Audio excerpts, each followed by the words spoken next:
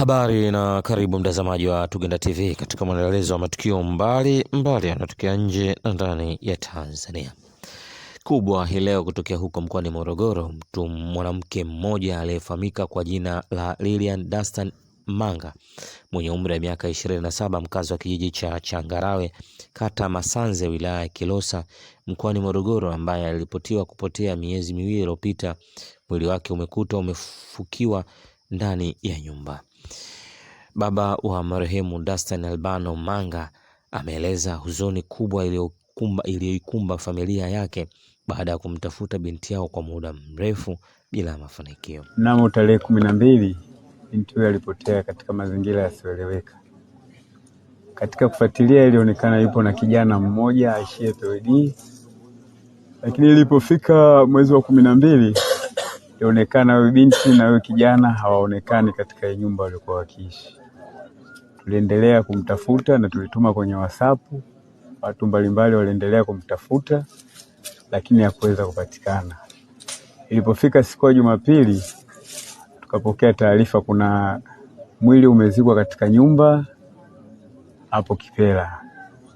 Kwa hiyo uongozi uliweza kufika wa kijiji, katika kuangalia wakathibitisha kweli ni mtu amezikwa. Taratibu zingine zilifuata, polisi walifika nao wakathibitisha, lakini ikaonekana kwamba kwa sababu amezikwa haiwezekani mpaka wapate kibali cha mahakama. Kwa hiyo ilipofikia siku ya leo Jumatatu, polisi wamefika na tukio linaendelea kufanyika hapa. Tunaishukuru serikali kwa msaada ambao wameendelea kuufanya. Mpaka sasa hivi tupo kwenye zoezi la kwenda kutambua mwili wa marehemu. Yeye ndo alikuwa ni hivyo, mtu wa kutoka, anatoka, anarudi, anatoka. Kwa hiyo hata alipotoka kwenye tukio hili tukachukulia atarudi, lakini hatimaye mpaka imefika mwezi wa 3 ndio swala hilo linakuja kugundulika. Kwa kweli hatukwenda polisi kwa sababu huwa anaondoka anarudi, hatukuweza kufika polisi. Upande wa mkuu wa wilaya ya Kilosa, Shaka Hamdun Shaka, amefika eneo la tukio na kushuhudia zoezi la kufukuliwa kwa mwili huo, huku akitoa wito kwa wananchi kutoa ushirikiano kwa polisi. Ni kweli katika nyumba hii ambayo mnaiona kunadhaniwa kuna mwili ambao ulikuwa umezikwa chini ya ardhi. Kama ambavyo taratibu zinaelekeza, taratibu zimekamilishwa, na kwa sababu kulikuwa na taarifa katika maeneo haya karibia miezi 2 mpaka 3 sasa hivi kutoweka kwa mwananchi mmoja ambaye amejulikana kwa Lilian Manga, ambaye alitoweka na hatukujua alikokuwa ameelekea, pamoja na jitihada zilizofanyika za kuendelea kumtafuta. Lakini hatimaye jana ndio tukapata taarifa hizi kwamba kunadhaniwa kwamba huyu aliyemo ndani ya hii nyumba ni yeye Lilian.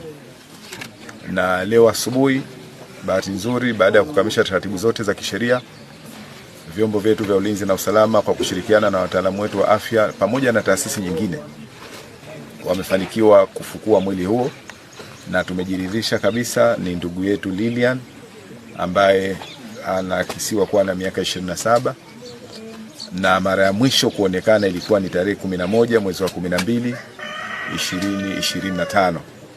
Baada ya hapo hakuweza kuonekana tena, kwa sababu taarifa za ndani zitatolewa na vyombo vyetu vya ulinzi na usalama. Lakini wenzetu ambao wako kwenye maeneo haya wanatueleza kwamba hapa alipokuwa akija alikuwa akimfuata kijana mmoja ambaye anaitwa Khalidi Mavuze, ambaye anakadiriwa kuwa na umri wa miaka 37.